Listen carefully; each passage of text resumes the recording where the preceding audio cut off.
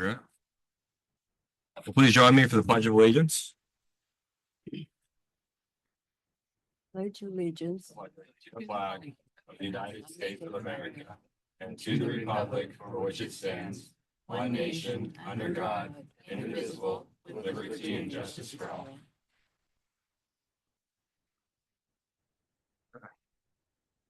Well, thank you for joining us here today. I call this meeting of the Crook County Planning Commission to order. Today's date is January 28th, 2026. The time is 4:03. I don't know if they're on. 28. Mine's on. Is that better? Nope. I don't think any of them are on. Yeah. 28. 28. What about that? There we go. Okay. So I'll start over. I call this meeting of the Crook County Planning Commission to order. Today's date is January 28th, 2026. The time is 4:04. I would like to talk about our process. The meeting is being conducted in person as well as by phone and Zoom. This allows planning commissioners, members, and/or members of the public to participate in person or remotely. If you'd like to speak, please submit a request in the chat function and wait to be recognized. Please wait until you are recognized to offer comments and/or testimony. We would like to thank everyone for their understanding and patience. Minutes and audio recordings will be available on the Planning Commission website. The people joining me here today are your Crook County Planning Commissioners. We are volunteers that have been appointed by the Board of Commissioners and make up a diverse cross-section of the community. The Planning Commission will consider the following agenda items. 1. Planning Department Work Plan. 2. Decision List Adoption per 18.172.015, subsection 2.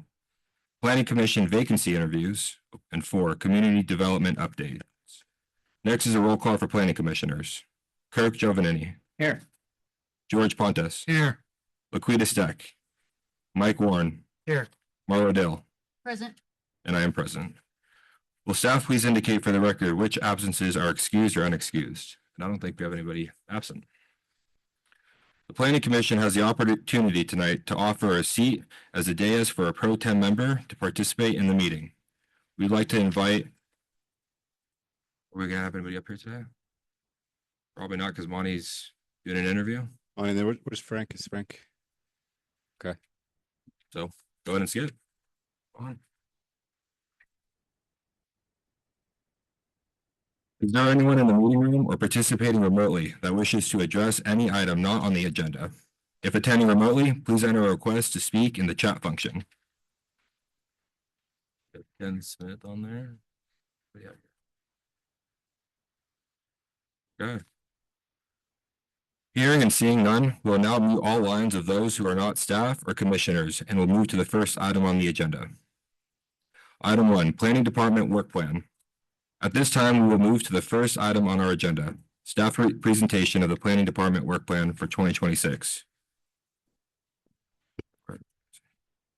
Good afternoon, Commissioners. John Eisler, Community Development Director. In front of you, we have our 2026 work plan. Do this at the beginning of every year.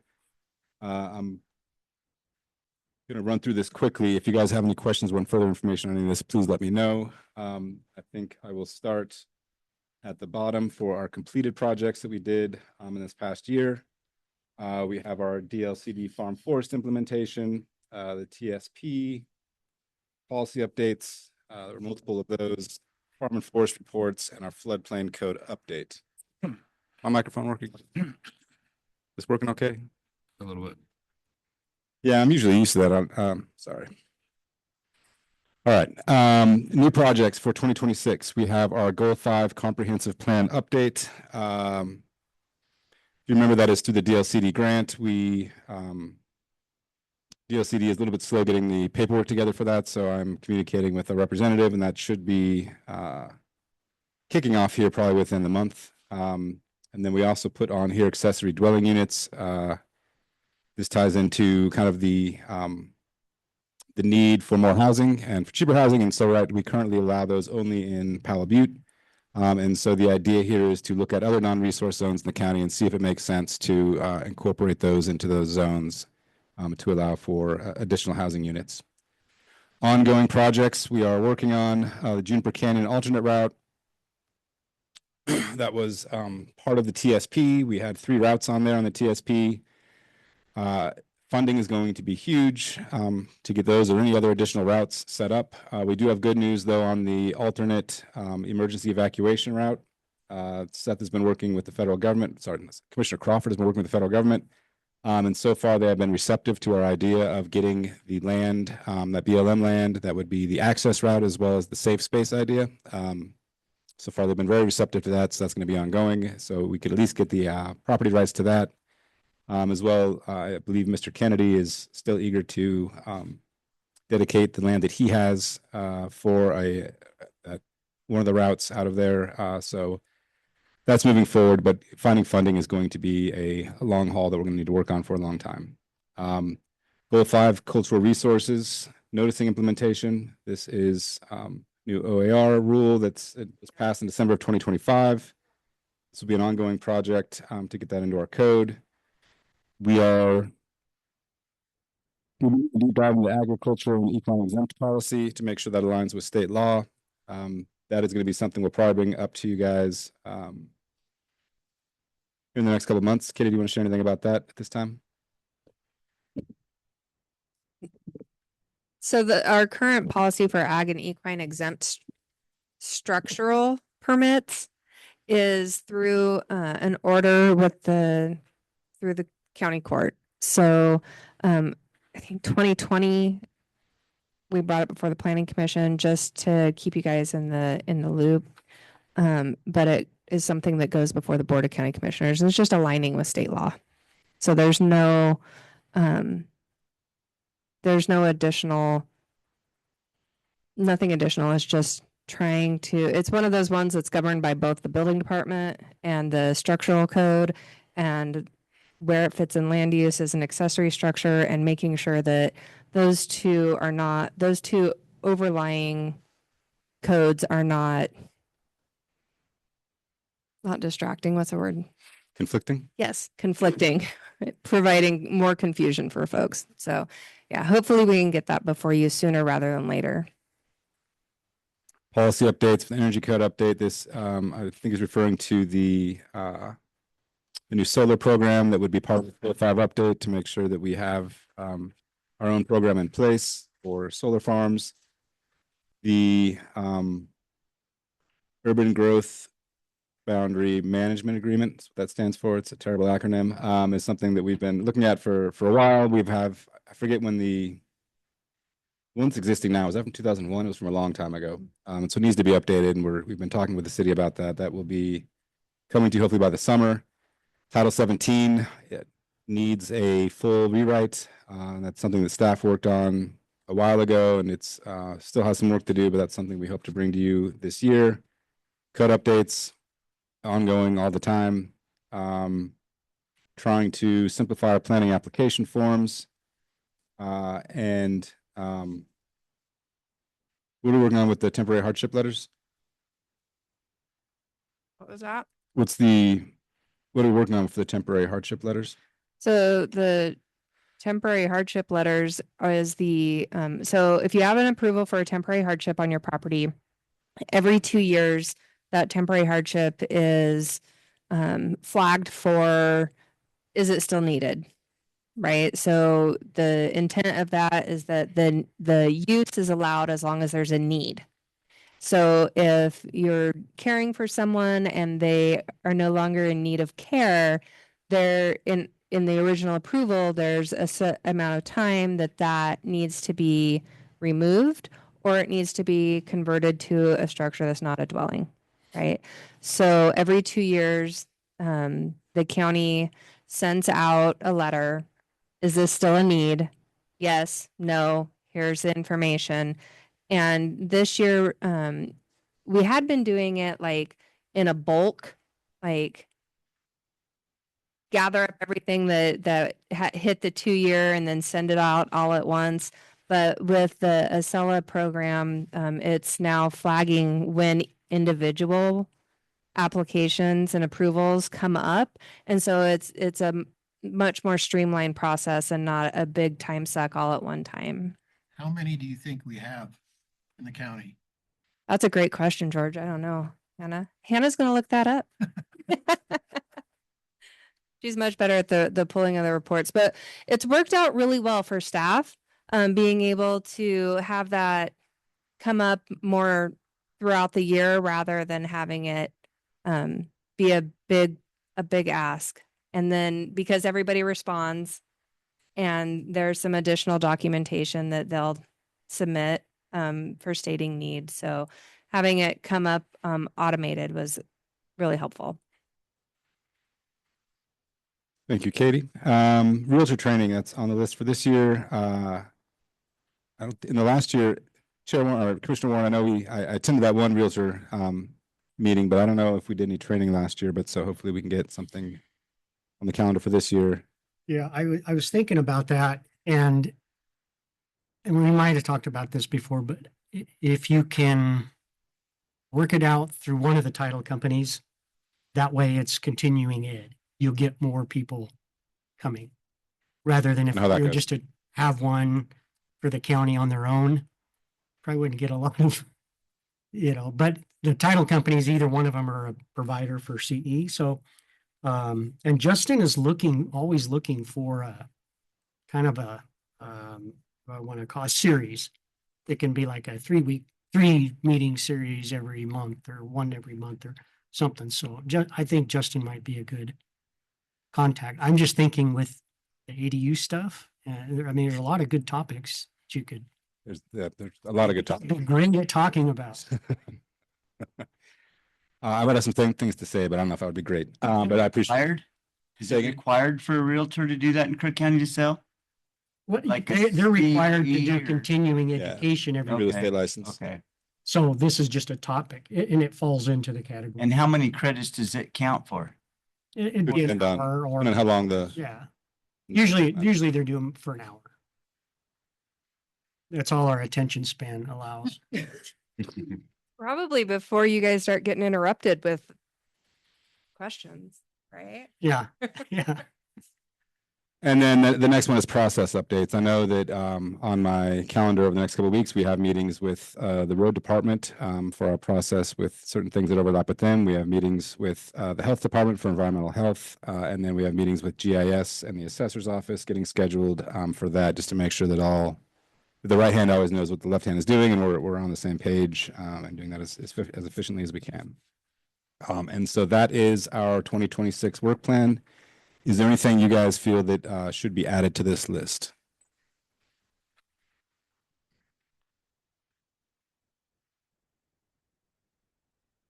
Oh, I have a question on the floodplain code update.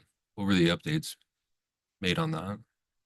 So the floodplain code update, the county didn't really have a floodplain code. We had a floodplain combining zone that didn't actually reflect the requirements for what floodplain management is. So we took the state model floodplain code and worked with the building department and our operations manager and the city and rewrote that based on the model code and what the city has done so that our floodplain code is actually representative of how it's administered. Okay, very good, thank you. Uh-huh. So let's see. I guess the commissioners have the work plan in the packet. Staff will provide a review and answer questions as we did. So any questions, any for the staff? Any more? No? So hearing none, we'll move on to the next item on the agenda. 2, decision list adoption for 18.172.015. 2. The next item on the agenda is the annual establishment of the Planning Commission's review list. For the record, under Crook County Code 18.172.015. This commission is required to annually establish a list of the specific type of land use applications that we will review in a public hearing. The code requires that the list be approved by our last meeting in January. Once approved, the directors will, to the extent practicable, follow the commission's decision regarding which application are elevated to a public hearing for the remainder of the year. I have the proposed list before me. Are there any initial questions or comments from the commissioners regarding the specific application types included on the year's list? Or would the directors like to provide a brief overview before we move to a motion?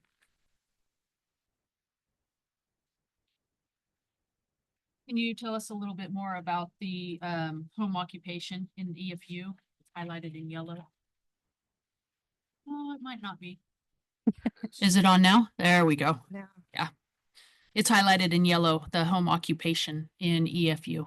So most all EFUs are home occupators, farmers and ranchers and Right. So farming is an outright allowed use, right? So the home occupation for farm ground is not a ranching operation, right? So but home occupation as it relates to specifically EFU 1816 and 16160 under the conditional use for a home occupation. So as we have, our code separates out from planning commission direction properties above a certain acreage for exclusive farm use and properties below a certain acreage for exclusive farm use. It's highlighted in yellow because the most recent code amendment that we did under 1816, remember that OAR where the state has now said that if you do a conditional use in the EFU zone, you have to do the official farm impacts test. And it's a bit more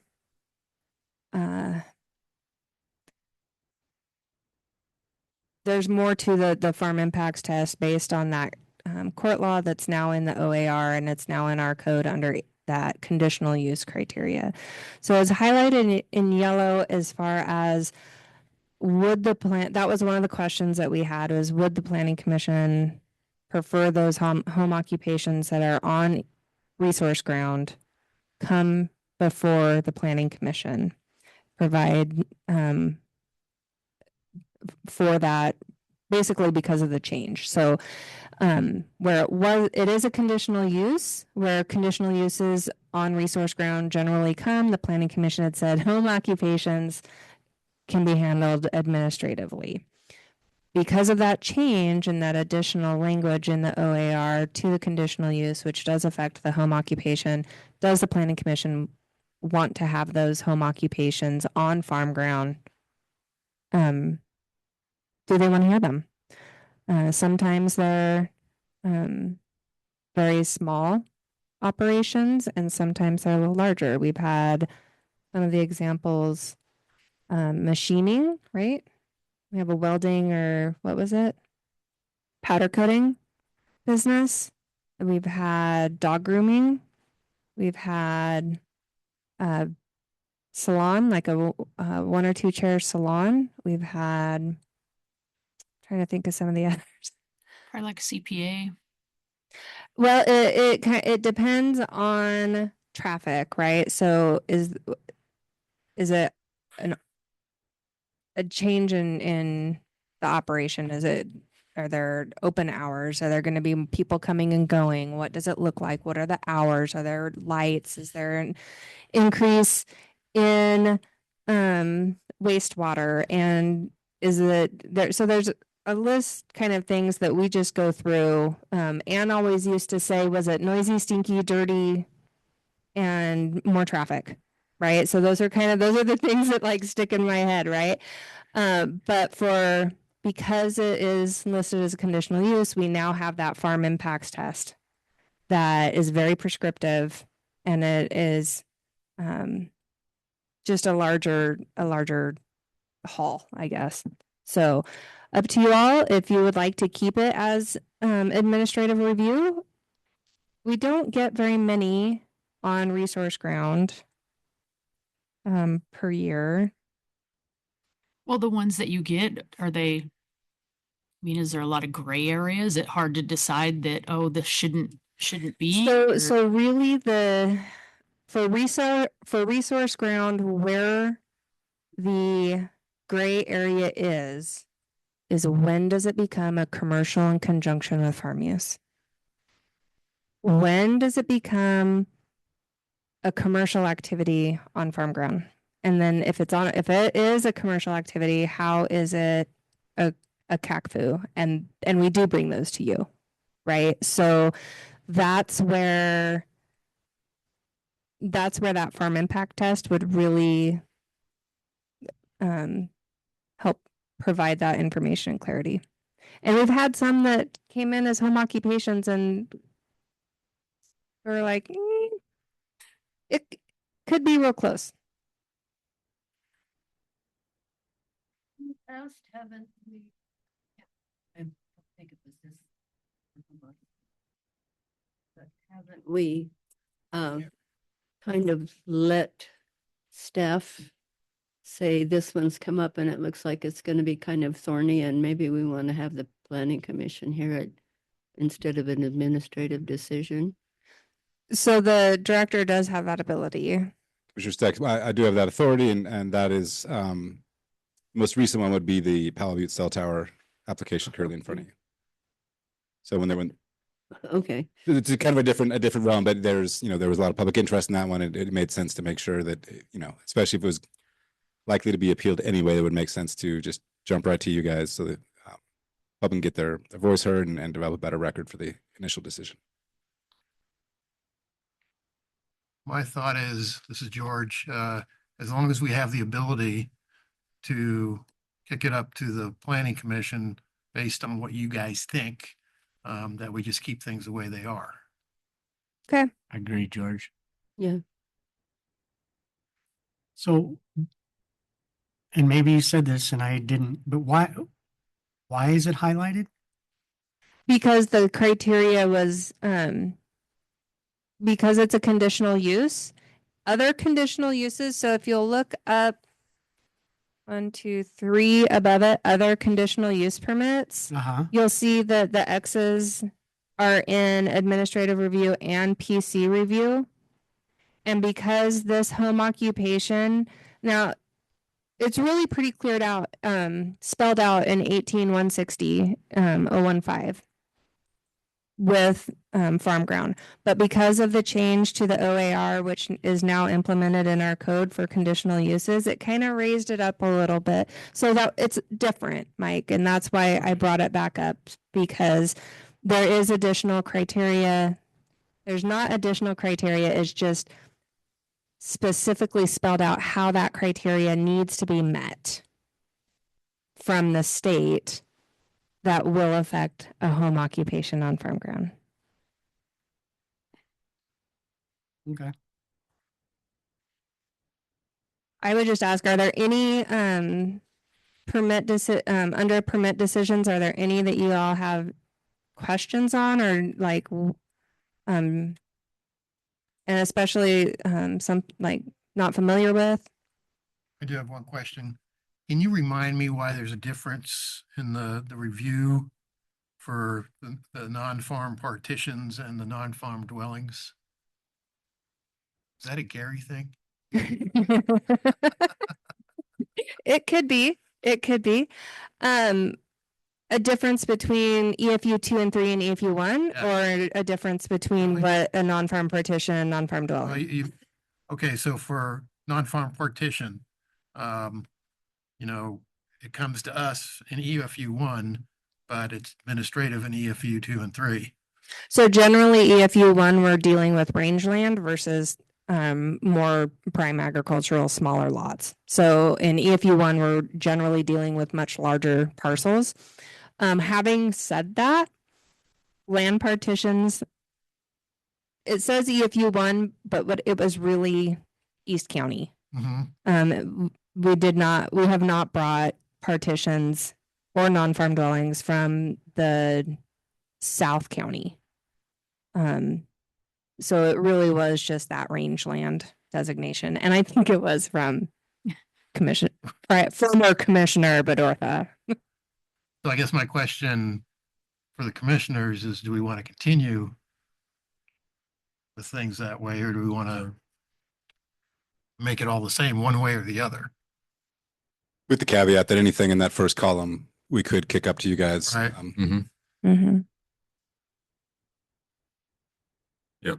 I think it would be good to keep it that way. I think it's good to keep it the way Yeah. it is for a time being. Yeah, as long as administrative can kick it up if they need to, all looks good to me. Okay. Do we need a Anybody against motion?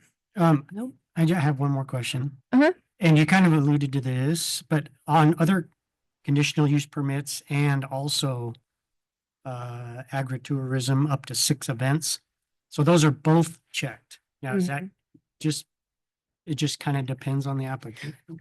So I will speak to the agritourism first because I have the exact answer for that one. Okay. So Planning Commission has asked when we went through the agritourism code and we went through the model code and the update and separated all those out.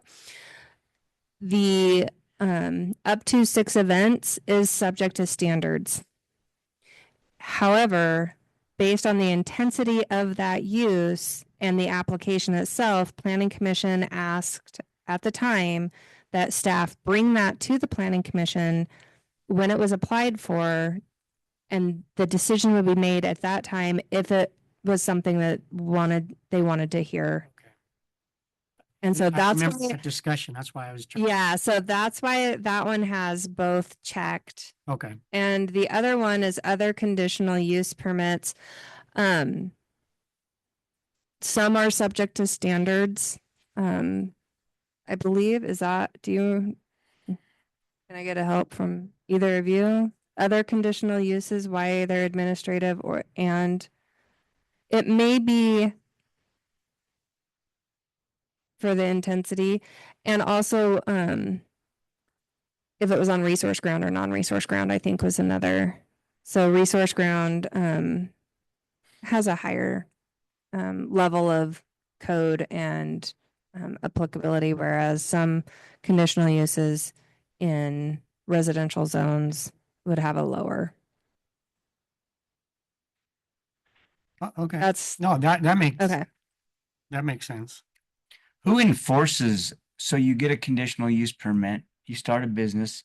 Is it the county's responsibility to make sure they have all their stuff up to code as far as their septic, water, all that? Who enforces that after they receive their conditional use permit? It depends. A lot of times, like with septic, if that brings in DEQ, then that's theirs. Like with mining, obviously that brings in Dogami and DEQ, and so it depends on the agency. But a lot of the conditions are the obligation of the county to make sure they are enforced and adhered to. And it also Hmm. is, dependent on what the conditional use is Mm-hmm. and with the intensity of that use. Mm-hmm. But our on-site department works really well with ensuring that septic is And so- met at the time of even application. They would do like an authorization or an evaluation so that the proposed use would know what that. I mean, it would have fire, to make sure there's smoke alarms, make sure they're wiring, all that stuff will be met as part of the conditional use, or do you just get the permit and? So there's the land use. Can I do what I want to do on my property? And there's the building code. Is it safe to do that? What's in my Mhm. property? And there's the on-site department. Is the black and gray water going where it's supposed to go? Mm-hmm. And those are all different levels that get checked depending on what they turn in. And then if the applicant has the land use and goes ahead and does it without checking with these, then we're in a code enforcement area and making sure that those structures get brought up to whatever code they need to be. I think most of the time, if they're trying to do the non-farming, they're trying to do it right. It's the ones that aren't trying anything is the ones that you have to probably watch out for, right? I mean, or is that not? Sometimes they're trying to slip one in.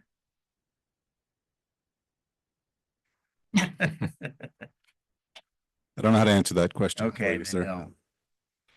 Can I ask one more question? Mhm. And I probably asked this over and over again, but the variances that are to come before the planning commission, for the life of me, I cannot remember hearing of a variance in all these years. So what does it take for are there none submitted or are they all just setbacks and go to administratively? The most common is setbacks. And I can't think of one that we've had. I can't think of one that hasn't been setbacks. So The what- standards are pretty high to receive a Since I've variance. been The there. standards are pretty high, so we don't get requests for variances very okay, often. because I can't remember in all the years ever having one come here. Do I you? think we had one when Ann was here, but I don't even remember what it was about. Yeah, okay. Cool. That's fine. Thank you. Yeah, they're very far and few between. The variances that we get are generally setbacks.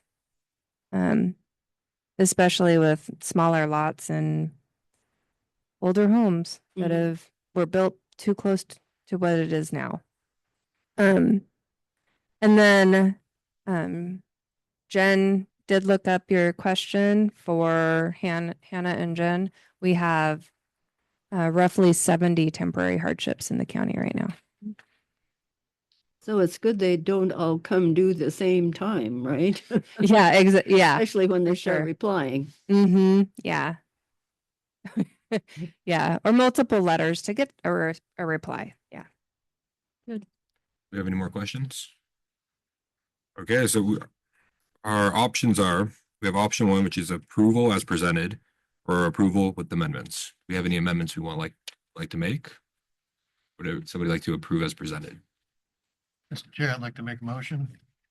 I move that in accordance with Crook County Code 18.72.015 sub 2, I move that the planning commission approve the list of land use application types for public hearing review as presented by staff for the 2026 calendar year. Second, The motion made by Commissioner George Pontus and second by Commissioner Vetus. Is there any further discussion? Okay, we can call for a vote. Kirk, Giovanni, Aye. George, Aye. Laquita, aye. Mike, Aye. Marlo. Aye. And so the results would be unanimous. On to part 3. Planning Commission vacancy interviews. Today, we have the pleasure of interviewing for the vacant commissioner position. Thank you for your interest in serving our community. As you know, the Planning Commission plays a vital role in shaping the physical and economical future of our city. County. County? That's, oh, yep, as our county. And we appreciate your willingness to volunteer your time and expertise. For the record and for those watching, the process today will be as follows. Opening statements where you take 2 to 3 minutes to introduce yourself and tell us why you're seeking this appointment. Next will be structured questions. Each commissioner will have the opportunity to ask a question regarding your experience, your vision for land use, and how you handle complex civic decisions. Following the questions, you will have a final moment to share any concluding thoughts or ask the commission a question. Our goal is to understand your perspective on the current growth challenges and ensure that our new member can work collaboratively while maintaining an independent, fair-minded approach to the laws that govern the decision.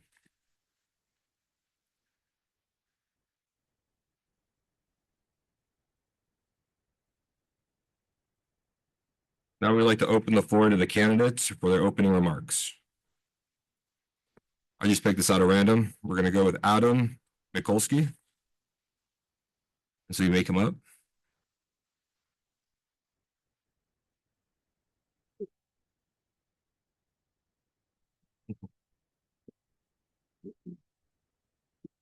Adam Mikulski, 3992 Northwest Ahansik Lane.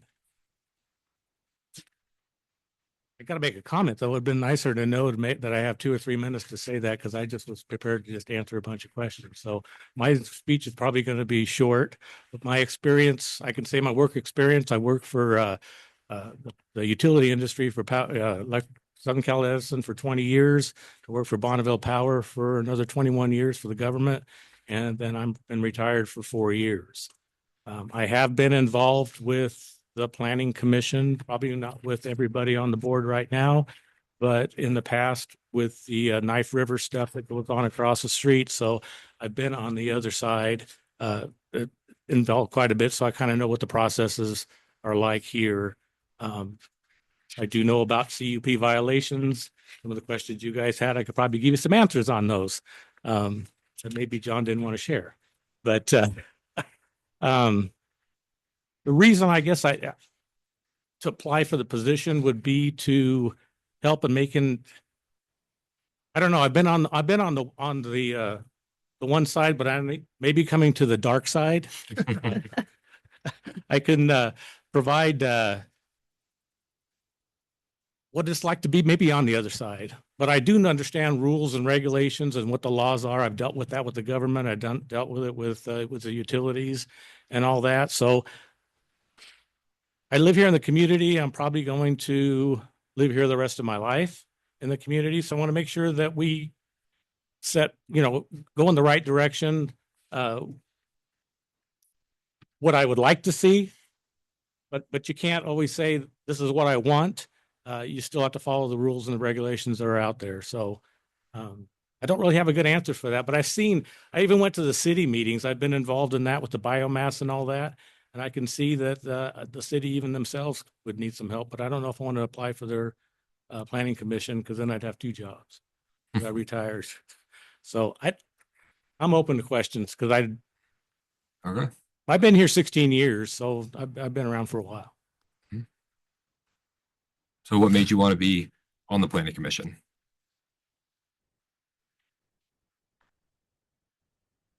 Well, one of the things is a lot of my friends and neighbors kind of pushed me into, maybe you would be a good asset and whatever. So I took that to heart. I think if they have trust in me, then I could move forward to try to get on the planning commission. But that's kind of a hard question, because it's not I want to help with the community. I want to help with what's going on here in the county. I think, and I'll be honest with you, some of the stuff I've seen from sitting on the other side, I would think on the commission, we do a lot of.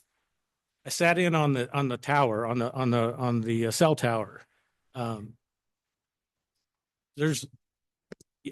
worked for the power industry. I know what the power is. We worked with communications engineers, but that's a really complicated presentation that they put on in the engineers, because I tell you what, communications engineers are a different breed. And whether you're working in the utility industry or not, you would know they would wear pocket protectors. So how do you make that correct decision, I guess? And the more people you have, maybe from various parts, that various experiences, can actually help out in making some of those decisions, maybe in the discussions that you have, because we're all from different parts of life. And a lot of times, some of these things are so complicated. How do you make that decision unless you have people that maybe know something about it? Not that you can actually take the board and then convince somebody to vote a certain way, but you might throw in something you might know that actually helps answer their question. Did that help, or Yeah, does that no, thank sound you. like a politician? No, that's good. Anybody have questions? Yes. You've been here 16 years. You plan on being here the rest of your life. So what's your future vision for the county? Where should we be going? I think the county, and I think even the city itself, needs to really look at economic development and how it's working and how it's going to change this whole area. And it's got to be you really got to watch where you're going to go and what's going to happen in this community, because like I've told other, the commissioners, whatever, I've lived in places that, some people maybe have been raised here and they haven't seen anything, any other place or some of the bad places, but I've seen what bad decisions have made in other areas. And then people have to live with that, and the community has to live with that. So for me, I don't know if I have a vision of where it's going to go.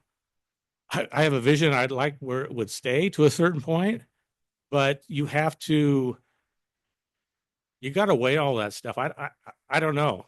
I don't want to, I'm not a person big on change. But I know it's necessary to a point, but you really got to watch what kind of change you're going to bring in, because then you're going to live with it forever, and everybody in the community is going to live with it forever. And you know what, when you change it, It doesn't change back, never does. So you have to watch how you go forward. Thank you. Any other questions? I'll ask one. The county, as you're well aware, is one of the fastest growing areas in the state. It's also home to some of the most expensive real estate in the state. What are your thoughts on balancing the needs of current residents, new people moving in, along with a younger generation that want to stay local? That's a pretty loaded question.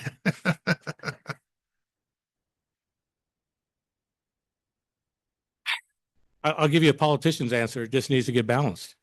You've got to look at everything and anything that comes forward to you and figure out what's going to be good and what's not. I mean,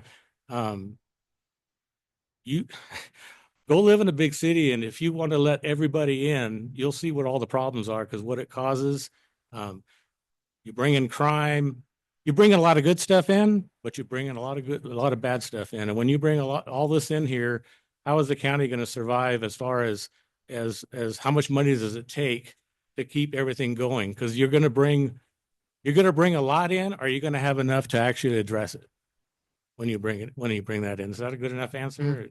Mhm. I don't know. It's a tough answer. Yeah. I don't have a stand either way, but I can deal with each one at a time to see, where it may go. Follow up. In the time I've been on the planning commission, it seems like the applications, the rules, everything have gotten much more complex than they used to be. Takes a lot of time preparing for one of these hearings. Have you got that time? I mean, there's a lot of reading in this last hearing we had, on the cell tower. There's 600 pages of testimony. Do you have time to thoroughly prepare for all that? Well, I'm retired. I have time to do it. And if I take the job, I take the job serious. That's why I worked 41 years in it. So and in the utility industry, there's a lot of reading, there's a lot of studying. You got to be, you got to know what your job is and what you're doing. It's a dangerous job. I was out in the field, I was in the management stuff. So you got to take the time to do it. And I wouldn't put in for the job if I didn't think I could do it, or I wouldn't take the time to do it, because I do take it serious, whatever I end up taking on. Thank you. That was a simple question. I got a question. And I can read even though I work for the government. You kind of hit on this, in a way, the way I looked at it, but communicating and how you communicate with others and looking at both sides, it could be a very good possibility that you got a strong opinion about how you're interpreting it. You have somebody sitting right next to you that's like totally night and day. I think we've all experienced where we've come into a hearing thinking, okay, well, this is how we're looking at it, but then we hear testimony. So as far as that can make a difference, right? So as far as your communication style, are you, even if you are looking at something thinking, okay, I agree or don't disagree, are you open to hearing everything, or how is your communication style? I am open to that. I mean, through the years, everybody's got their story, and you've got both sides to it, or three sides, or whatever. You have to actually weigh and hear all three to actually make some kind of a decision on it. I've dealt with it with the unions. I've done, all that. You got to be open to anything that they're saying, and then you can make a decision on it. That's how I've been through life. I mean, if you don't talk to somebody and you don't get that out there, you'll never know what that is. And it's always, somebody's got a different opinion. It's their reality. And then you've got to judge their reality to what you see in front of you. Does that make sense? Yeah, no, absolutely. Thanks. Mr. Chairman, I have a question. What's your feeling on development on farm ground? I mean, how do you feel about that? I realize you live on a farm, but what do you think about turning it into industrial, commercial? Is that something you're in favor of or against, or? Well, I would tell you, once you develop your farm ground to commercial or industrial, you never get it back. And so I would give you the answer, honestly, I don't think it needs to be changed to industrial or commercial because farm ground never returns to what it is. Once it's built up, whether you build homes on it or anything else, it's done and it never goes back. But you got to follow the rules that are out there. So you have to make the decisions of what the rules really are. It's a tough one. I even told my neighbors, I said, look, even if I got on this commission, there's going to be times you're going to hate me probably for what the decision I need to make, but that's what the rules are. And you got to realize that that's reality. Thank you. Thank you. Mr. Chairman. Question? Do you have any questions for us? How much does this job pay? It's priceless. It's priceless. Sleepless nights. And it goes up every year. Yeah, Is it? yeah, it doubles every year. Okay. Before we excuse Adam, I don't know, I forget if we brought this up during the meet and greet, but in the event that you are not selected for the planning commission position, and in the event that one of our pro tem positions thereby comes vacant, would you be interested in a pro tem spot in that event? If that happens, then I'll probably decide. Okay. I don't know. That's a tough question because, well, I want this job. Why are you asking me that one? We get a lot of tough questions up here. Yeah. Well, thank you. A loaded question. Well, thank you, Adam. Really appreciate it. Thanks for letting me go first. I'm sorry about that. I was never random. And now next applicant will be Ken Smith.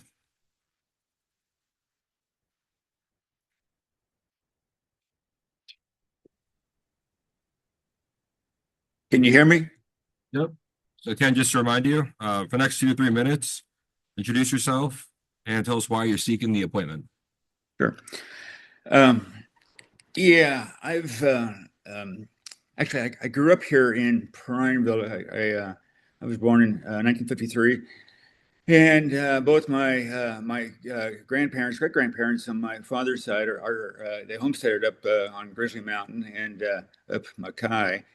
My mother, she moved here from Nebraska, but so as it stands, I'm related to most of the Joneses and the Smiths in the area, and not that I ever advertise it too much, but I am distantly related to Mike Warren there. I graduated in '72 and then went on to college and ended up graduating from Pacific University in physical therapy. So I moved back to Central Oregon after working in Portland for a couple of years and figuring out that wasn't the place I wanted to stay. So I went into private practice in Bend for a while and then ended up moving to Prineville and went into private practice. And then I retired about 2018. I've been involved a little bit with the real estate market already. I have a fair amount of rentals here in Prineville, as well as Bend, Redmond, and over in the valley. Dr. Spurgeon and I built the Prineville Associates building, for which in the city of city police purchased that building from me here several years ago. But we added on to that building and after dealing with the city and all the different codes and what have you, that was definitely an education for me. But now that I'm retired, I do have rentals that I take care of, and I also I have about 150 acres, which is just on the north side of town, which butts up against the urban growth boundary.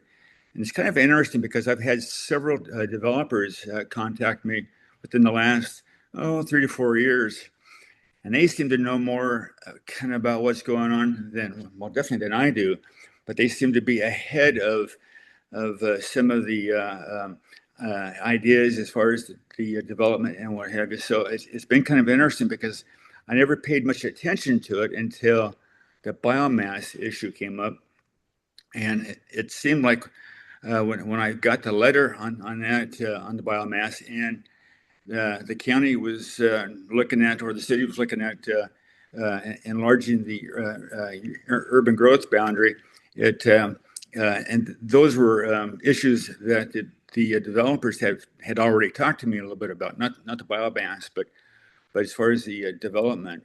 So because of all that, it kind of piqued my interest and my concerns about if the county or the city was going in the right direction, because it's my understanding that they would like to enlarge my that area up there and into if possible into heavy industrial as well as into for construction of homes and what have you. I'm not ready for that. And I don't know that a lot of my neighbors are ready for that either. So that's probably what piqued my interest in getting involved somewhere. I guess I see, my goal or my major impetus for joining the board would be, I think we need to balance the economic growth here with the community character. I mean, Prineville is changing. I get people that call me on a regular basis wanting to get a rental because they can't afford Deschutes County because of the price of houses as well as the taxes there. So it just worries me that maybe we're growing too fast and maybe we're not taking our little community here in the right direction. And I'd like to kind of be involved with that just to make sure we maintain our character and make the right choices. So I'm now in San Antonio, Texas. I'm down here with my grandkids, but as far as my time usage, I'm usually not traveling too much, and especially if I know that there's a meeting at a certain time, I can kind of gauge and plan my trips around that. So I don't see that being an issue. So I would say that the biomass issue that came up, and then the fact that they've talked, Josh Smith has talked about developing there's several hundred acres, which is just to the west of my acreage, into heavy industrial. I don't see that being a good choice. And plus it's right there on the border of Brookfield Acres. And those folks, I've talked to most of them about it, but they're a little bit concerned about it, but I don't know that they're, as connected as a lot of us may be. So that concerns me that that might be developed into something that could interfere with their style of living over there on Brookfield Acres. As far as my weaknesses, it's after listening to the questions she had for Adam, but as far as my weaknesses, I can see that I'm a little bit impatient sometimes. I've I have a tendency to maybe want to not always evaluate certain situations as much as I should. Although when you're on a panel, you have other people involved that will kind of keep you squared away. I don't have any issues with communication skills. When I was in practice, my typical patient load was 40 to 50 people a day. And thankfully, I get along with most everyone. So I don't worry about that. Other than that, that's about it in a nutshell. Good. We'll ask you some questions. Thank you. Sure. I'd like to start. He answered a lot of You them. did but- answer. Well, yeah, down the list. Mr. Smith, why exactly do you want to serve on the planning commission? Well, after my involvement with the city and the county on the biomass, and I think the biomass had several of us, including Adam, had not got involved with the community, that darn thing would have been passed and up and going in a short period of time. Even though I don't think the city or the county, whomever, gave us much of a time to kind of figure out what we wanted to do. So, especially after being involved with that issue, and then finding out that they, I'm sure that's something that I'm going to still have to address, but about expanding the urban growth boundary out on my acreage and then around us. I mean, all those folks out there don't understand all that, and I'd like to be able to educate them better on what may or may not happen. So that's probably my major motivation in getting involved with this planning commission. Thank you. Question. Ken, if you feel that you have a conflict of interest on a project or a land use that is brought to us, how would you handle that? Well, sure, I understand that I would have to excuse myself from voting or what have you. But I don't know if it would be illegal to express my opinion, to other people on the panel. But sure, I mean, it's something I'd have to not be a part of. But I probably would want to make my, opinion, or feelings known, especially something like the biomass issue. Yeah. Be it right or wrong. Thank you. Any more questions? I do. Ken, I do have one question. As we asked before, the other applicant, this job does take a lot of time and a lot of hours. Will that be an issue for you? And do you believe will be able to come in person a lot, or you're going to be online? Just don't know what the circumstances are tonight. Just out of curiosity. Well, I don't know what kind of job you have, but I was been in the medical industry. Medicare throws the literature and all the requirements at you on a quarterly basis, and especially when you're running your own practice, you've got to go through reams of information and different guidelines. That's crazy. So I've learned to be a fairly quick reader. So I don't see that being an issue. And, the only reason I'm not there today was I thought we were going to, I guess I misunderstood and thought the interview was going to be several weeks ago. And then come to find out when I went to the meeting for the greet and meet, I found out that it was going to be today. So, but like I said, for the most part, whenever I'm going to be gone, I can easily arrange my time that I'm going to be gone around the schedule. So that's not an issue. Well, thank you. Yeah, thank you. Any more questions? Actually, I do have one. So Ken, as a planning commissioner, our decision space is very limited. Basically it's limited to, has the applicant met the requirements or not? And in terms of personal preferences, you really don't have an opportunity to consider those. How do you feel about that? So can you give me a for example? Well, I'm not, just a simple example would be, I, as a planning commissioner, don't want this rock pit established. right?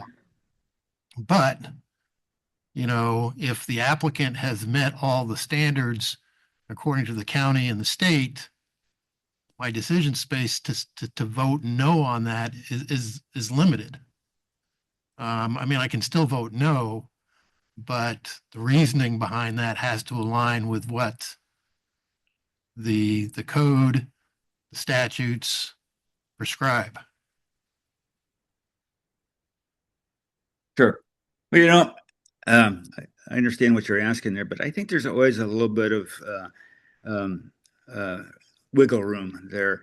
Sure, the codes and I tell you, and that's a good question in that, especially and which I don't feel like the county is addressing it at this time, but there are health issues, whether it be with biomass or with the rock pit, such as the excessive manganese that's developing in all these wells. So, is that something that's within the codes and the bylaws or what have you? Well, no, but it doesn't take a whole lot of common sense to see that there may be health issues or other issues that are not being addressed legally. And I think that's where, if a guy's on a commission like this, at least you can kind of express some of your, thoughts and not just be guided by, some state law or statute that doesn't address some of the other issues, such as, and I think that's probably where partially we're in with the Woodward pit. I think that the excessive manganese is. I mean, I know it's not agreed upon, but I'm sure it's from the from dredging and too deep into the ground. But is the state law or statute going to address that from the get-go? Probably not. But hopefully, I would be able to, or as a group, we could. That's something that we could be more aware of. Thank you. Yeah, thank you. Ben, any more questions? Ask if he has any questions for us. Now, do you have any questions for us? Oh, I guess my major question would be, especially with the issues that I've dealt with, I've got several lots that I've tried to develop, but some of the fees that the city has wanted to charge were a little bit, I felt unreasonable. But whether it be with, especially with the development of land or what have you, I mean, is that something that you folks, sit down afterwards or whatever and kind of kick around, or is it something that once you leave that room, do you not, kind of talk to each other a little bit about it afterwards or before you leave, or do you ever sit down afterwards or before and kind of pick each other's minds and see if see where your fellow commissioners are coming from? Step in here. This was during our meet and greet. This was part of the ex parte communication to make sure that all those discussions are on the record. And so that's not a practice that we. So you never express your opinions at all to someone as you're walking out the door? Or... No. Yeah, it's all supposed to be on the record so the parties have a fair chance to respond. Yeah, sure. So these wouldn't be matters you can discuss with anybody. You have to disclose it while we're in session. Okay, sure. Well, thank you, Ken. Yeah, thank you. And we have one more applicant, Monty.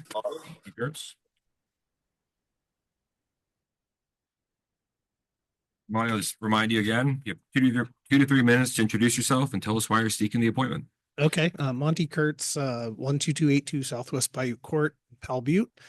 I've been pro tem for, I don't know, about a year now, I think, or at least been coming for a year plus. So I've been to quite a few meetings, and I think it's a good community service aspect. It also kind of helps you understand some of what's going on within the community from the land use side of things. It helps to understand the rules and regs and whatnot. So you do understand that you're kind of in a box, and you kind of have to make all those decisions in that box and follow the rules of the law. And I've learned a lot in the last 1.5 to 2 years about this stuff. And I don't know, I enjoy being a part of that. And I think you guys have done a great job. I think that I also try to get the public to come and be a part of this, because if people don't come and from the different areas, especially when it's an area where they're affected, I think that can make a big negative impact. And so trying to get community support and whatnot, even if you're not having ex parte contact, encouraging them to come and understand the process can be a huge benefit to everybody. Thank you. Any questions? Question? Monty, Yes. even though you've been around here a while, How would you describe your communication style, especially when you may not disagree with others' opinions? That's changed a bit. No biting. No biting, no fighting, no throwing things. No, I think I've softened on my communication approach in the last few years. I think I've kind of, stepped back and listened to everybody a little more. It's hard not to read however many pages of whatever it is you're looking at and form an opinion. And it's gotten easier to kind of set that off to the side. And then you come to the meeting, you listen to all the different expert testimony or opinions from your community. And then,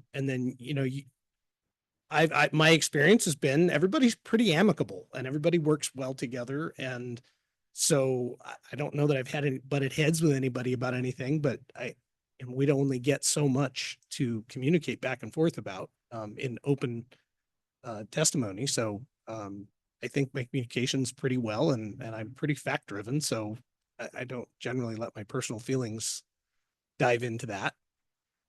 Thank you. Bonnie, what do you want to see for Crook County? That's a tough one because there's so much stuff that's out of our hands. It's out of the planning commission's hands. It's more, I mean, it's at the state level. I want to see things be a little more balanced. What we have control over is up in the air. I mean, it's very finite. I think we don't have any control over throttling who moves in or out of here. What, we can help maybe guide along, what is put onto farm use. But again, a lot of that stuff's dealt with at the state. All we can do is put conditions on it that within the code. I don't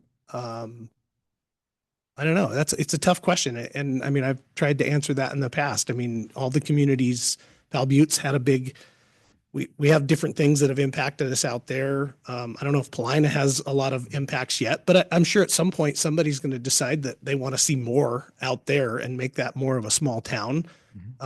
Prineville's seen a huge amount of growth. We don't get to see that I haven't seen anything where the city, because it goes directly through the city, but like I can only imagine what 6, 8, 1,200 apartment buildings is going to do, or units is going to do as people start filling those up. That's, it's a tough one. It's not an easy thing to decide because we really don't have any control over it. For me, I wish more community involvement. I mean, that's always been a big deal for me, is to get your community involved and kind of educated about what's going on. And I think that's really important. Thank you. Any more questions? I totally agree the community involvement. I mean, just some recent meetings I've been in, if people would have been there from the get-go, would have changed some things. So obviously you've been pro tem. Now you would like to be on the planning commission. So instead of asking you why you want to be on the planning commission, after being on pro tem for a while, there must be something that makes you think, you know what, I do want to be on. I mean, how has that changed your thought process, or has it? Or you kind of hit on it on the communication stuff. You do think differently when you're on this side. So just curious on what being on it, what makes you want to make sure you're on it type thing. Well, having been on it, wanted to be on it for a while. I think that the pro tem side has taught me a lot, because sometimes you're sitting here in the audience. I want to say I've been up there with you guys more times than not, because the schedules conflict and whatnot. But I do feel that being a fixed member in there, I think it just kind of sets a little bit at ease. Do I get to be engaged in this? Do I get to hear more of it, or you get to have discussion, or sometimes if you're in the crowd, it's kind of limited about whether or not you get to put a piece of information or ask a specific question. I really like being able to ask different questions, and everybody asks different questions different ways. And so maybe an applicant or an opposer might take you know, somebody's way they're asking a question differently than the way that somebody else presents it. So I do enjoy doing that. And I do think that it's again, I think it's a good community service. Any more questions? So building on Mike's question, you have been engaged over the last year or so, and it is a big time commitment. You're still in the working force, like many of us. How has that affected your business, and is there room to continue doing this? So being that it's my own business, I have a massive amount of flexibility, probably more like a semi-retired person. It hasn't affected me negatively in any way. I'm an avid eater anyway, so I tend to, you know, rip through things pretty quickly and absorb. And you see where there's things that are duplications, and you can kind of acknowledge that as you flip through pages and whatnot. It's really interesting to go through all of the professional paper testimony and then try to disseminate all of that information. And the last thing that we've gone through has been a real eye opener about you actually see conflicts within information, but you didn't have that whole packet to rip through. You might not understand all of it. You might not see the whole picture from both sides. And I think that's been intriguing and very fun. Just step in, Monty. I appreciate you being kind of vague and ambiguous about that. I want to make sure we don't get into details on any current applications before planning commission this time. Any more questions?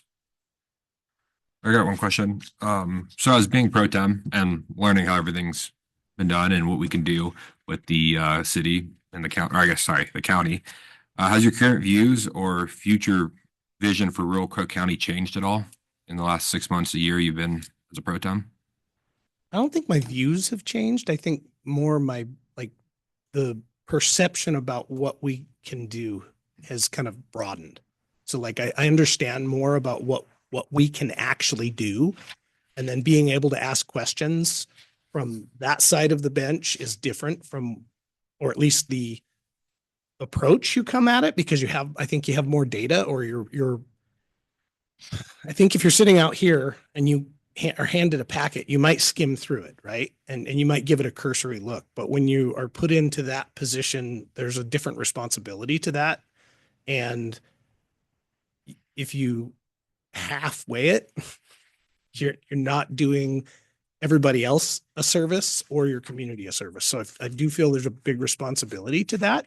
And you know, I really enjoy it. So I think I look forward to carrying on that responsibility. Well, thank you. Any more questions? Yeah. Well, thank you, Monty. Thank you. So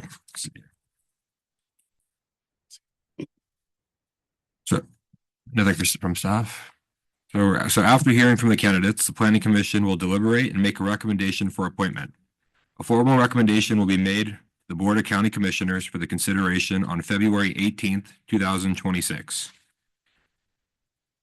So it's up for talk or deliberations. And the parties, the candidates can stay in the room. This is a public meeting, so it's going to be on the record one way or another, but it's kind of an awkward situation as you guys deliberate your selection, but just let you guys know you can stay in. Okay, yeah, we've all done it. Okay. Anybody want to start off? Mr. Chairman, I'd like to make a motion. Is it too soon without deliberations? Let's just see if anybody's got any questions or deliberate real quick. Well, if she makes a motion, then we can. Then we have can discussion. discuss. We can have discussion. Oh, gotcha. Okay. I move we recommend Monty Kurtz as our candidate for appointment to the Planning Commission position number 7 for consideration by the Board of County Commissioners. Second.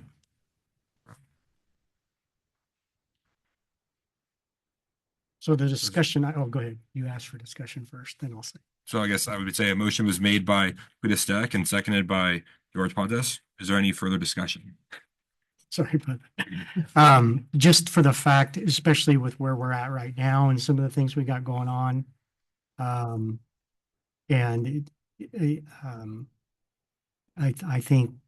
think it would be more of an asset to the commission, having somebody that's kind of been experienced through there. So that would be my thought on that. I think we've got some good applicants, which is good.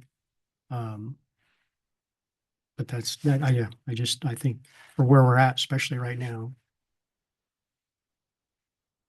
I'd like to say something. I- I think you guys both are very qualified applicants, All three.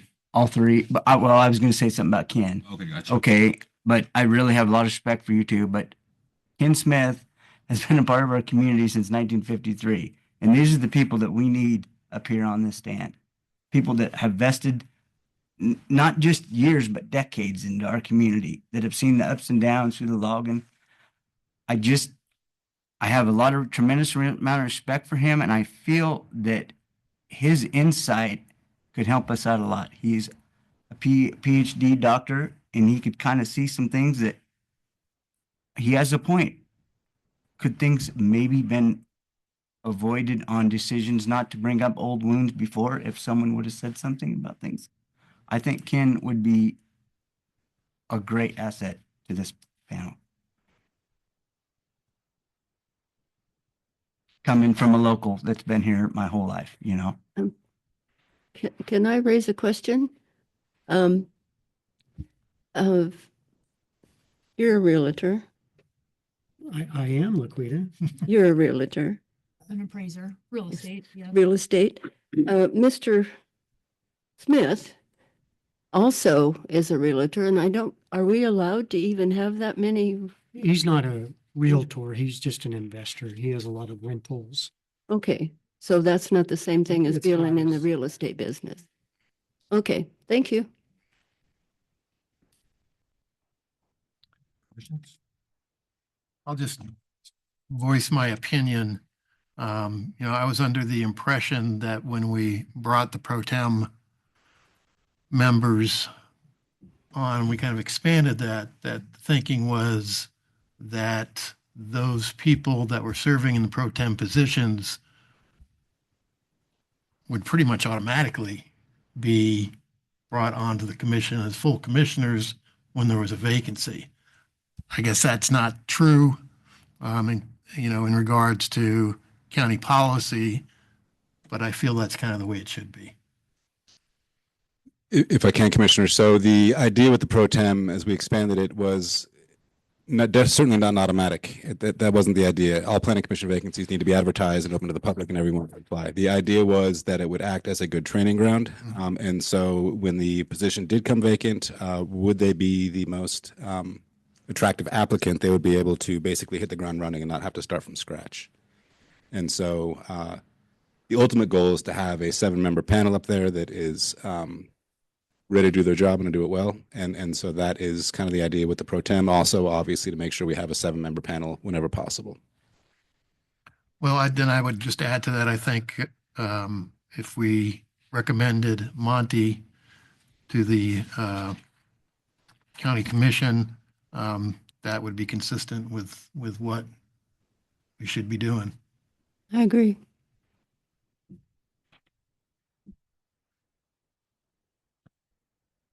And I enjoyed all the applicants. They've all brought personal opinions and brought a very deep history from each one of them that I think was all beneficial. Every single applicant would be beneficial to join this board.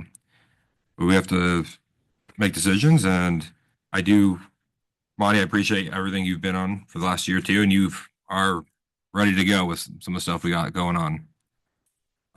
So I guess we are going to call for a vote on the motion for Monty Kurtz as the 7th Planning Commission position for number 7. I'm going to start with Laquita, Aye. Mike, Aye. Marlo, Aye.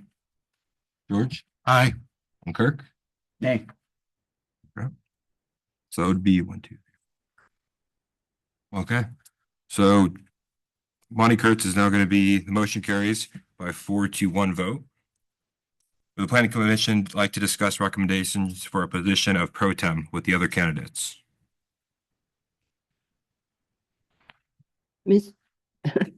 Mr. Chairman, I think we need to discuss the pro tem as being one that would be moved up. And I would like to make a recommendation that we ask Mr. Mikulski if he would be willing to accept the appointment as pro tem and with the understanding that he knows what the job entails. So my motion is to what? Recommend him for the position. Do we have a second? I'll second. All right, Mike Warren seconds. Is there any further discussion?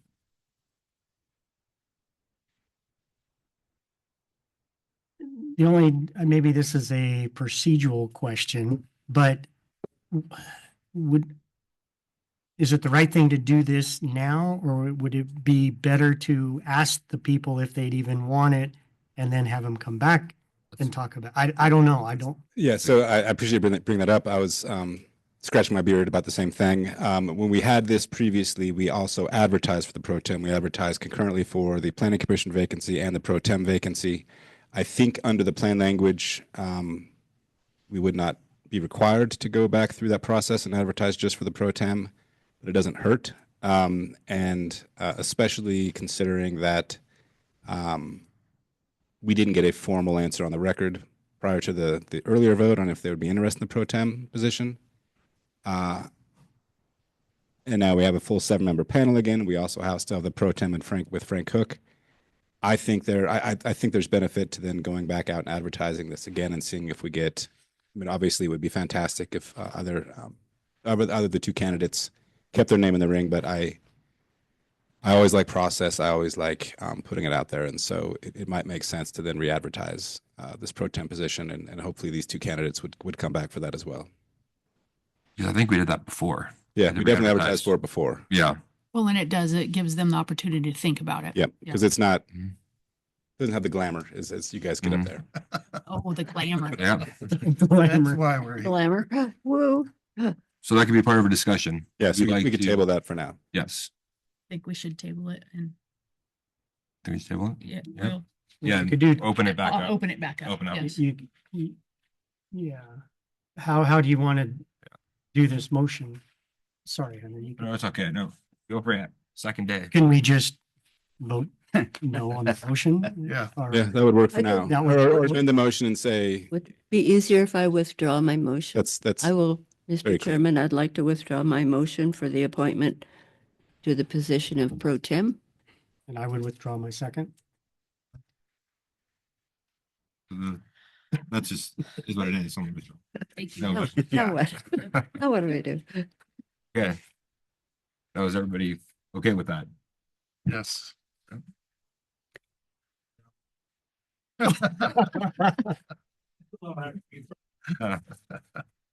you turned us down first. Yeah, you- Say You yes. kind of decided earlier. Didn't know if you wanted it or not. Preemptive breakup. Or- Yeah. Mr. Chairman, do you need a motion now to, That's a good question. Do we need a motion now to to open up the advertise. pro tem for? open up the pro tem position again to the county court commissioners so they can advertise it, or how's this going to work? No, so you guys don't need a motion because if Monty, it depends on if Monty is confirmed by the Board of Commissioners, that would then create the vacancy, which would then trigger the process for then advertising for a new position.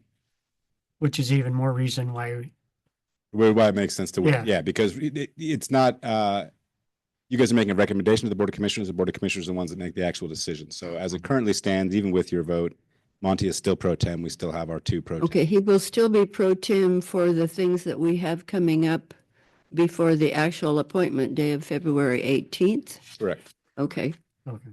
Yeah, the commissioners, county commissioners meet on February 18th, and I think our meeting is same day. 11. It'd be the 11th, yeah, the week before. Yeah. So I guess now we can move on to community developments. Right, community development updates. Thank you. So does Mr. Mikulski now and Mr. Smith now understand? Smith is off. Oh, he's gone? What's going to happen next? Okay, thank you.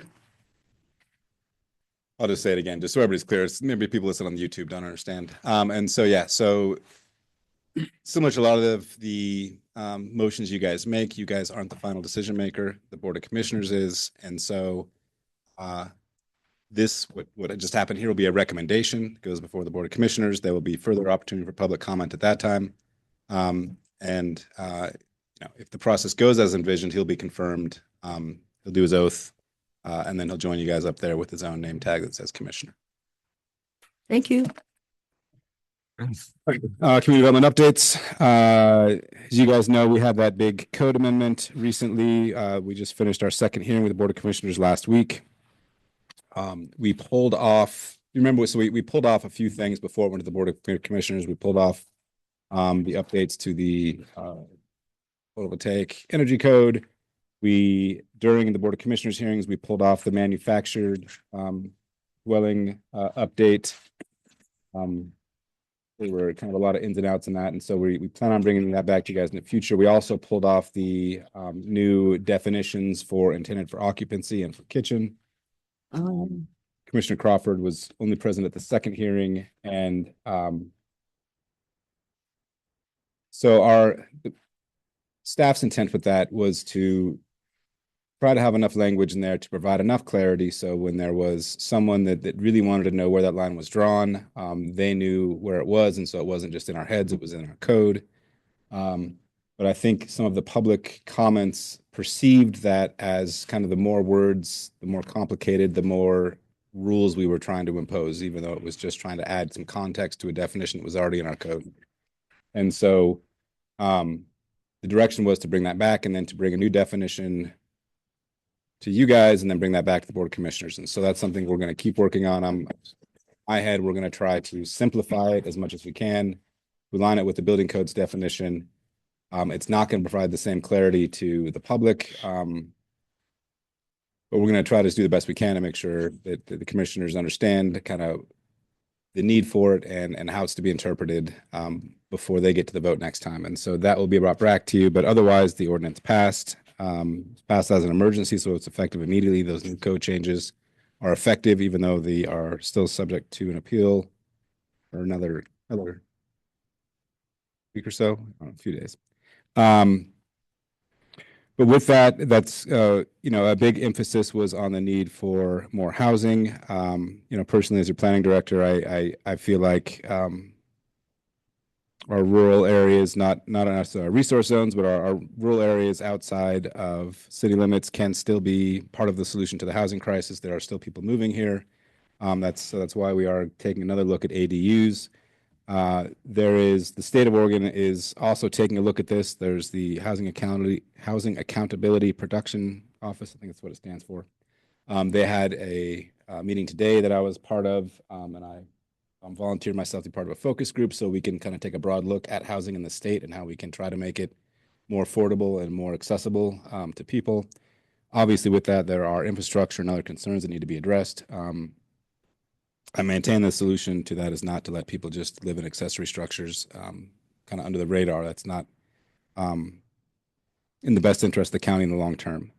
As I said before, our Goal 5 update is moving forward. We just need to get the agreement in place with the state, with DLCD, so we can get the funding, so we can hire a contractor, so we can start that process.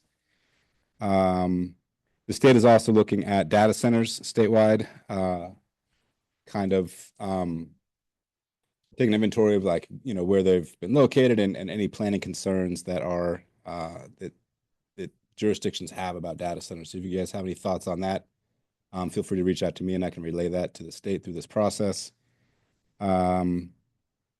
There was recently,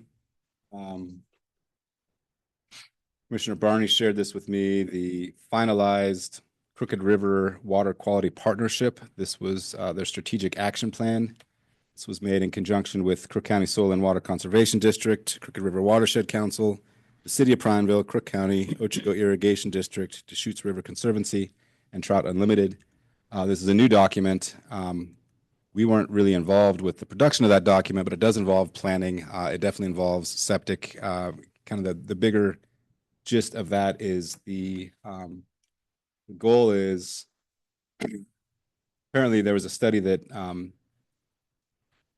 a big percentage, over 80% of the nitrate load in Lake Billy Chinook comes from the Crooked River. And so the ultimate goal of this strategic action plan is to reduce anthropogenic nitrogen coming into the river by 50% by the year 2040. And so it's not going to change anything tomorrow, but it's going to be something we're going to take a hard look at and see, how planning and how our process impacts that, and maybe what we can do to kind of help achieve this strategic action plan.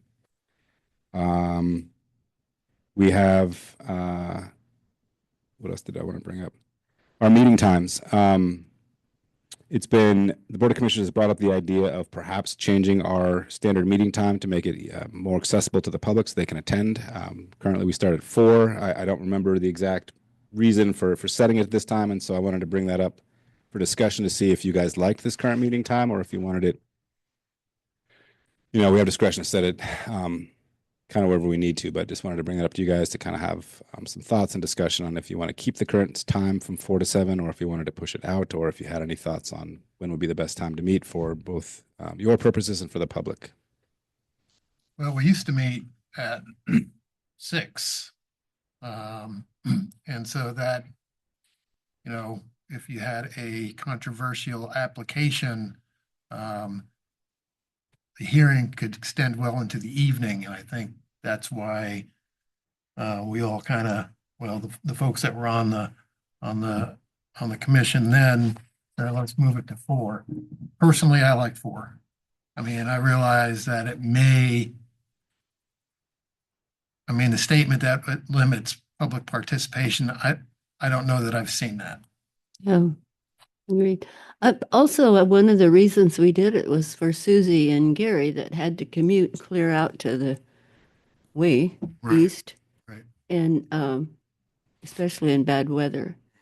So I prefer it 4 o'clock too. And I haven't seen that it's decreased the number of visitors we've ever had to come to a public hearing. Our turnout is Actually, definitely it seems to be increasing, more, huh? and we're trying to make it easy with being able to join remotely, and so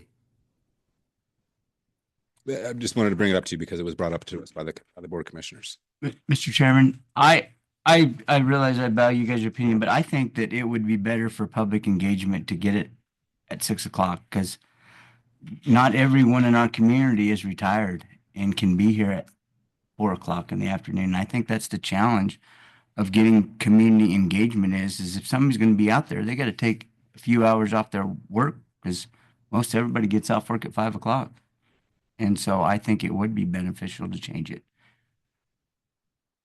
And I don't know if this will be confusing or not, but maybe if we were to do 6 and 4, maybe it's seasonal. Wintertime would be 4 o'clock, while summer, longer days would be 6, as a possibility to accommodate for both. And it could be 5:30 too. It doesn't have to be yeah. 6. Right. Yeah, that's definitely an idea. So Is it a decision we have to make today, or is it something for discussion for the future? And I'd like to, Susie's the one that brought it up, and she said it was because of her and Gary. Here's my thought on it. Without getting too much in the weeds, I had several conversations on people that I told they should have been more involved at the beginning of any process, anything we're doing. And then it gets thrown back at us. Well, you guys have your meetings too early. I don't think there's any way we can judge to know. I don't mind. I think that maybe the seasonal thing just to see. I don't know if it'd be too difficult to say, okay, work session, we're going to have it at 4. If we have something we think, I don't know. I don't know the best answer. I was thinking more even at 5. I don't know. I mean, I don't know. I got mixed feelings about it. We want people to come in and say stuff. They're saying they can't because it's too early. Would they show up even if it was later? Don't know. But I think we at least need to maybe try something. Could we do a public poll? Get an idea, have the community express what times they would prefer our meetings to be? I don't see any reason why not. Other than, not a reason why we couldn't do it, but I don't know how reflective it would be of the public as a whole and how we would get out to them, because it might be a sample size that doesn't reflect the community as a whole. There's there's also, there's the need to be able to get here when it starts, right? But if we don't start until 6, there's also people that would need to then go home to their families before, 9 PM when we're trying to keep the thing going. And so there's a lot to consider here. And I think it does make sense to maybe not make that decision right now, but you guys brought up some really good points about seasonality, about, and so maybe this is something we bring up. Well, something I was gonna bring up anyway is, I don't want to add more to our plate, but it's also been brought up about, people don't know what's going on and getting it out to the public. I mean, we all know where it's at, but would it be worthwhile, or could we even do something to have a work session about how to get it more out to the public, our hours, and invite people in for public instead of doing a survey? Because I don't, just like if people don't care, they don't care. They don't care to come to the meeting. But if we say you're gonna have a work session to talk about, so just a thought. I mean, I'm just throwing that out there. Yeah. So I guess my comments on that, you're right. People care when they care, right? But a lot of times they don't care about this administrative stuff that's a lot more boring. I will say that, the answer to making sure that people know about things, we're kind of limited, right? We have a budget, we have limited staff. So the answer isn't to send out envelopes in the mail to every single person in Crook County about every single land use hearing we have. The idea that's been in my head is to have a landing page on our website for our department where people can get all that information that they need. That's been on hold because the county is converting to a new website, and that's been ongoing, and the date keeps getting pushed back. Currently, the date is that we would be going live at the end of February. And so once I am able to get my hands on this new website, then we can try to get that in place. The county is looking at potentially adding, and Hannah, maybe you want to share about this. There's other technology coming out there. There are these really cool little AI chatbots that we're being marketed to, where people that maybe aren't as able to go through the various pages of our website, they can just ask the chatbot these questions like, what's coming up with the Planning Commission next month?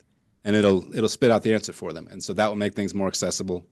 Currently, like I said, we list these things on our website, but it's kind of hard to navigate for some people to figure out when exactly these meetings are. We do the newspaper, but not a lot of people read the Central Oregonian anymore. And we do send out the mailers as we're required to. And people are coming out better than they used to, but we still aren't getting decisions that are reflective of the county as a whole. And so that's something we need to continue to work on. And we're looking at avenues right now. The one I see is the website and possibly adding the chatbot, but I'm definitely open to your comments. And Commissioner, you. Well, just another idea is you're developing a new website and stuff like that. Is there a way for people to subscribe to the website? So anything you would normally put in the paper and stuff like that goes out to them by email? Excuse me, would that be like the county commissioners have their email list and everything goes out to the big mailing list? So if anything comes up, That's for the Board of Commissioners has their list, for people that request notice for Board of Commissioner hearings, but it's not the same for the Planning Commission. How do you specify what? So as part of the website updates, we have been informed that will be coming. So there will be a spot where you can sign up specifically for the Planning Commission, or you can sign up for all boards and committee. Like you'll be able to choose. And we do have a current agenda list. So right now, anyone who wants to sign up for agendas to be emailed out can do that. They just have to let us know, and then we have an email group that we add them to. Monty, do you have a question?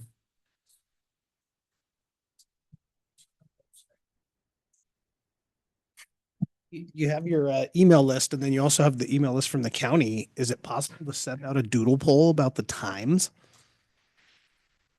Much of the email list for the Board of Commissioners stuff is to the press. Okay. And so I don't know if they would be reflective of our agenda thing. Like you could reach out to everybody that gets that already. I will let you know that majority of our agenda list, I get failed email responses. Yeah. Just a lot of old emails. So at what point my parents, they got the newspaper, right? So we all have Facebook. Twitter, Instagram. No, Our- we don't. Exactly. You guys don't have that, but I'm sorry, that's the next generation coming up. They're not looking at the website for the county. No one even knows what a website is anymore. It's kind of like everything's moved towards the Facebook, the Instagram. I know I have kids, and so I'm learning all this stuff. And I hear a lot of complaints about, well, we don't know when the meetings are. The papers don't work anymore.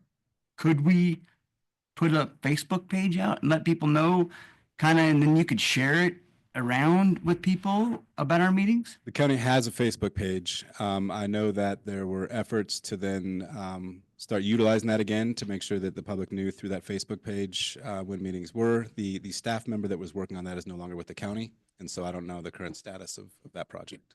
Okay. You know what my experience has been, lo these many years, nobody gives a rip about the planning commission unless they're coming for an application or they're coming to be in favor of it or opposed to it. Now, nobody just generally wants to come to a planning commission because it's so boring. I don't Until it agree with affects you. If you've lived here your whole life, you care about what happens here. LaQuita. Exactly.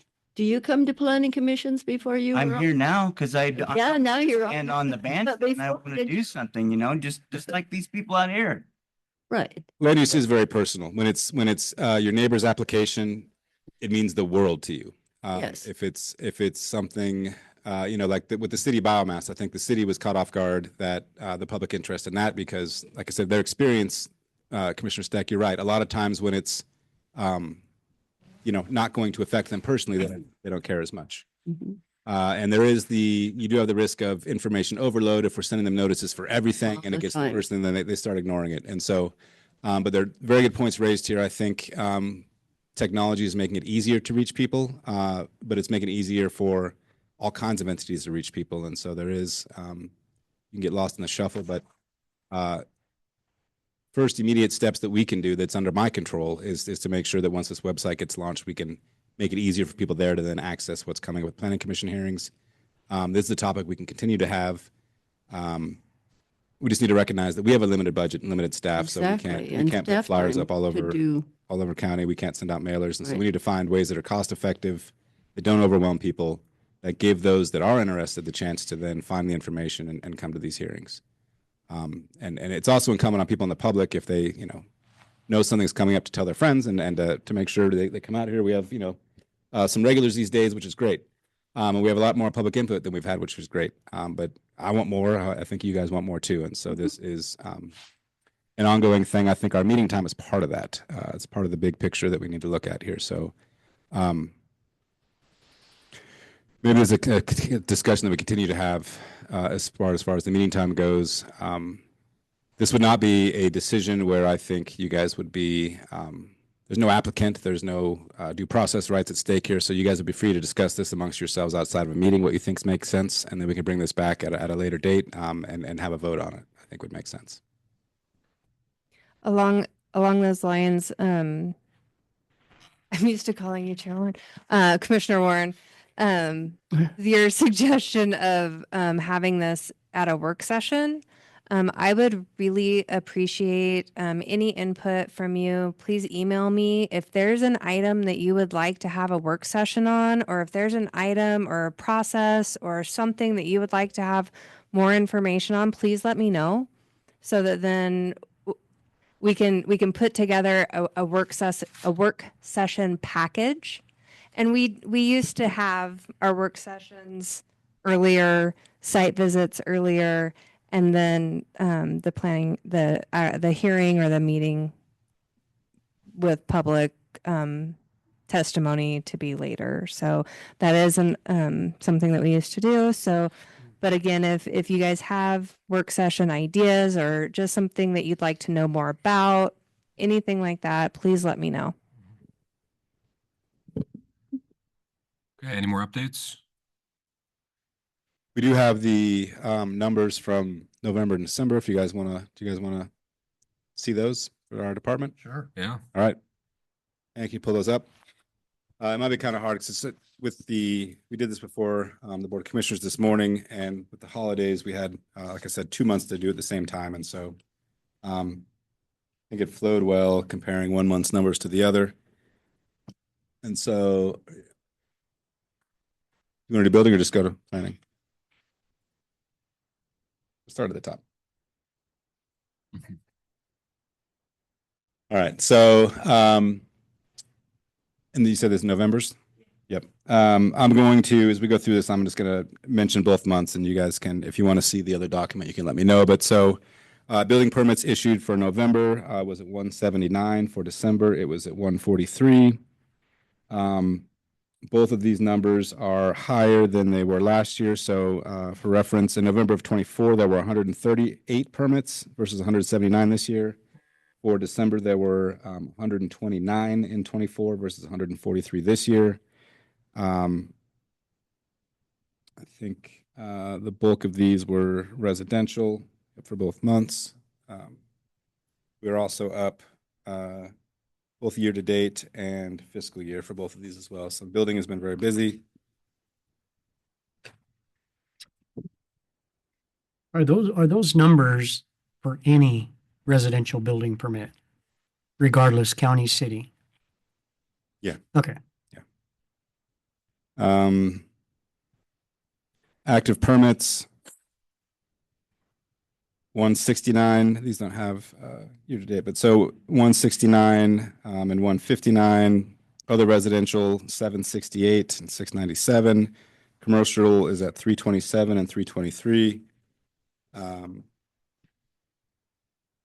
Daily inspections, they are right around 1,000 inspections a month between residential and commercial. So they were at 989 in November and 1,020 in December.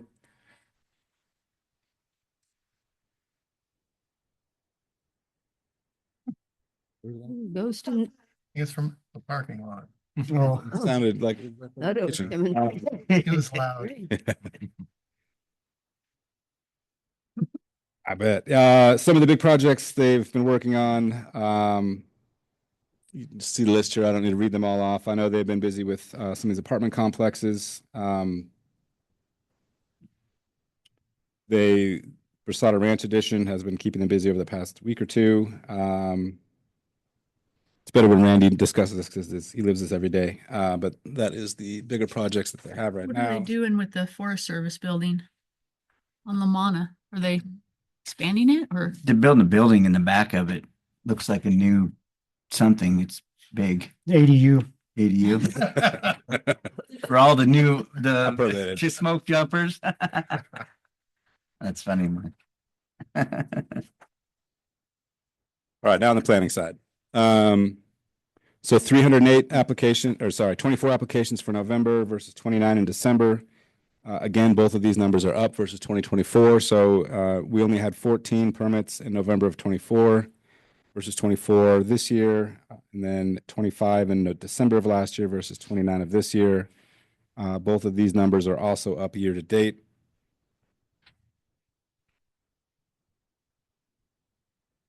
I don't need to tell you the bigger ones that we have. You guys scroll down for the notable land use applications. And so we obviously have this is last month. So on the December one's a little bit more recent. And so you guys will be hearing the cell tower on February 11th.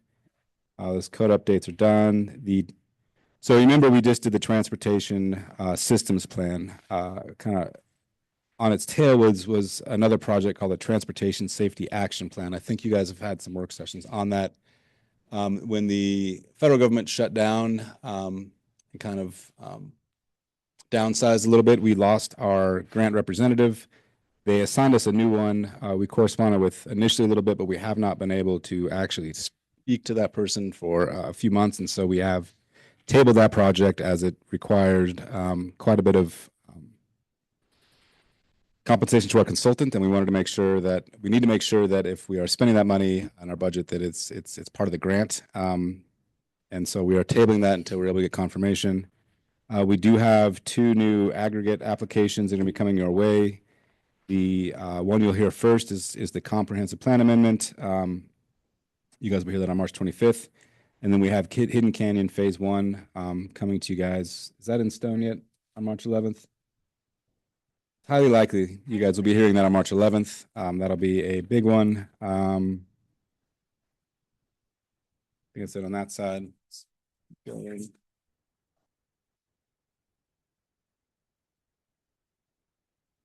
City is this, so they also applied for one of those goal 5 updates, but they only applied for their wetlands inventory, and I don't think they got the grant that they were exactly looking for, and so they're trying to switch that funding to just do a general code update. They are wrapping up their economic opportunity analysis, which might come into play with the UGB expansion. They're hoping to have that adopted next month. There's a new subdivision up at Iron Horse, and then they have completed their second aquifer storage and recovery well. I did get an email as we were talking a few minutes ago from the county that some of the tap water here in town is brown today. And that has to do with one of these wells they have completed, but it said that it's been tested and it's safe to drink and wash your hands with. And so if you see brown water, make your own decision.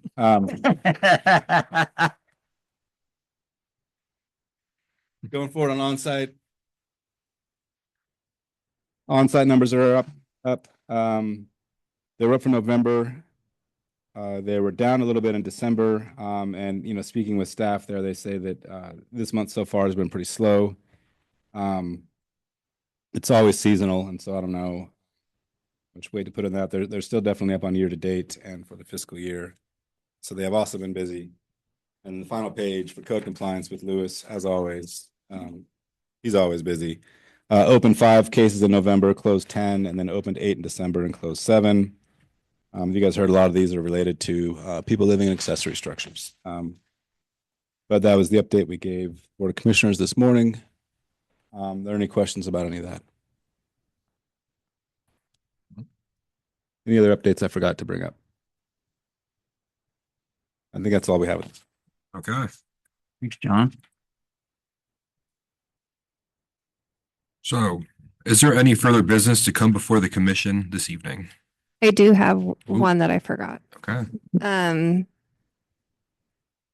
So you'll notice a little difference in your script here with the adjournment. Yeah. Okay. Okay. Chair Newharth, we have always asked for a motion and a vote. Okay. It's not always required. So as your chair, if you go through this and if you want to do an adjournment with this piece, or you can talk amongst your commissioners and make the tail end of the meeting adjournment your own process. So this is an option, or you can go back to asking for a motion for the end of the meeting. Okay. That's good. Thank you. At least we've been doing them. So been doing motions in the past. Would anybody like to make a motion for adjournment? So move. Anybody seconds? Second. Okay. All in favor? I Discussion? No discussion. Discussion. Okay. Good. Then it's like, we go with the business, say it again, or When you leaving, George? ready to set the Oh, date and time for the next? Nope, we're good. For my first Okay. trip last